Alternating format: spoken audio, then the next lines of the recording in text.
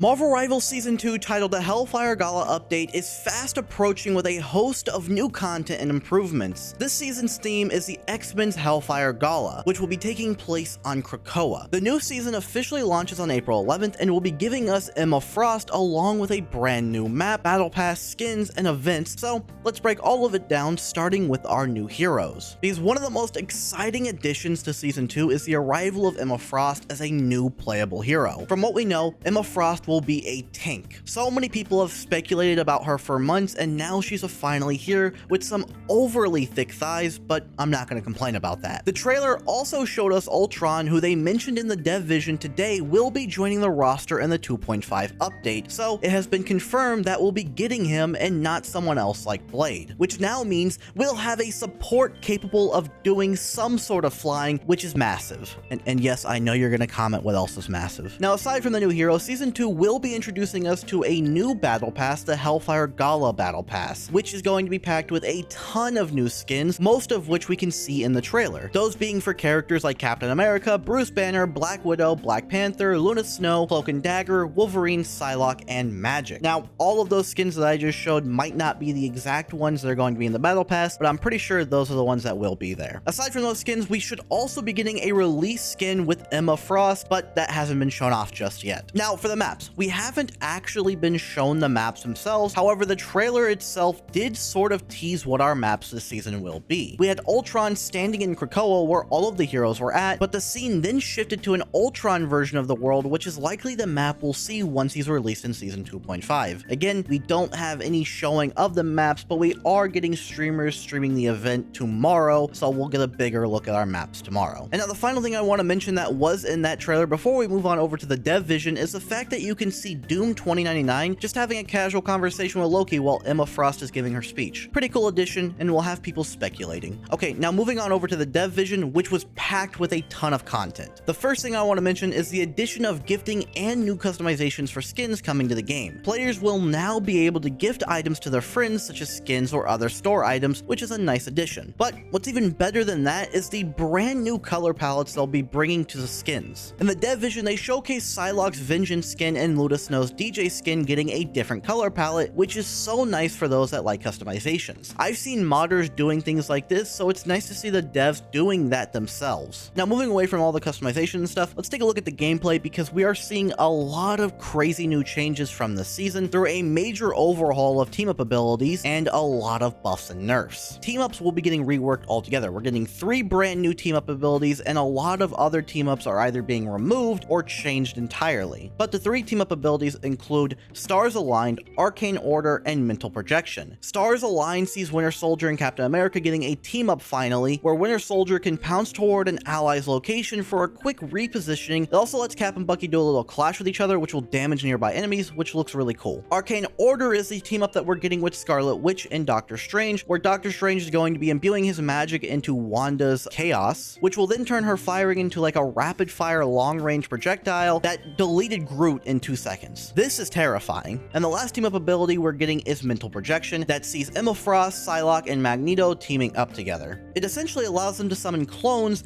that will distract the enemy team. They won't be shooting at them, but they will mimic your movement and abilities, so this is pretty cool, but they aren't going to be dealing damage. At least that's what I gathered from the trailer. They might actually do damage, but we won't know until we have people testing this out. And as I said, we are seeing some other team-ups being retired or just adjusted to rebalance the system. 2 team-ups are being removed entirely, that being Metallic Chaos and Voltaic Union. Those will no longer be available to use. Now, for the changes, we have Psylocke being removed from the Dimensional Shortcut team-up, Winter Soldier now being removed from Ammo Overload, and Namor has been removed from Chilling Charisma and instead added to Gamma Charge because Doctor Strange was removed from it due to his team-up with Wanda. And that's just the team-ups. As with the team-ups out of the way, I want to talk about the characters that are going to be getting buffs and nerfs this season. Now, this isn't everyone. They said there should be more whenever they release the full list, but from the dev vision, here are the vanguards. Penny and Captain America will both receive buffs, with Doctor Strange seeing a nerf to his power,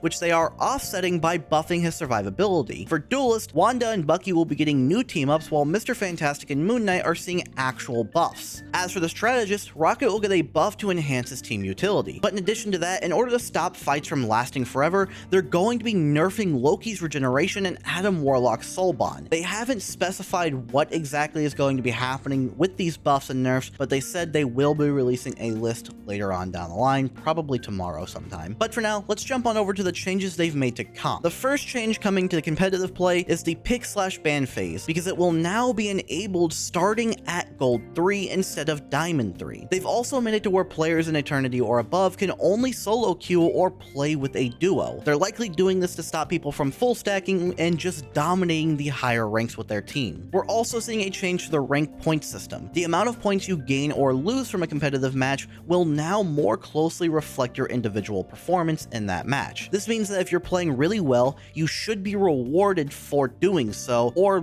penalized a lot less whenever you lose. Where if you play poorly, you might not gain as many rank points, or you might lose even more points when you do lose a match. Additionally to that, the minimum account level for competitive play is now 15. You need to reach level 15 to play comp. And now for the final changes coming to comp, ranks will be reset when the season begins, and they're being reset by 9 divisions, meaning that if you're in Diamond 1 right now, you will be reset to Silver 1 once the season starts. Those are all of the changes coming to comp. And now for the final change and thing I want to talk about, which I think might be the biggest thing they announced, is that seasons now work on a 2-month basis, meaning that we're going to start getting heroes every single month, starting with season 3. So the half season will start a month after the season starts, where we're going to be getting our second hero for that season. This is actually so huge and excites me for the future of the game. We're going to be getting 12 heroes a year, which is crazy. But that's all of the changes and updates we know for Marvel Rivals Season 2 so far. Please make sure to subscribe if you want to stay updated on all things Marvel Rivals, and also enjoy any other gaming related content. Okay, bye now.